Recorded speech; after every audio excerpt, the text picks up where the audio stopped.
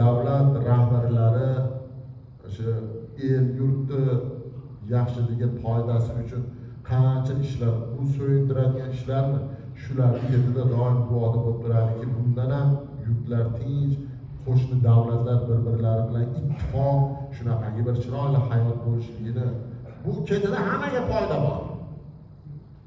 Qo'shni davlatlar bir-biri bilan ittifoq bo'ladigan bo'lsa, savdo-sotiqini qiladi, bordi keldisini qiladi. Bu yoqdan qandaydir o'ziga bir foydali ish qilsa, bu yoqdagilar kelib, bu yoqdan shu narsalarni yaxshiligiga yo'yishlik kerak. Yomon panika, yomon fitnalarni qilmaslik kerak. Allohning keyin o tepada sanab o'tilingan gunoh hisoblangan aroq ichimliklari bu narsalarga aralashadigan bo'lsa, tashvishni kelishligi aniq.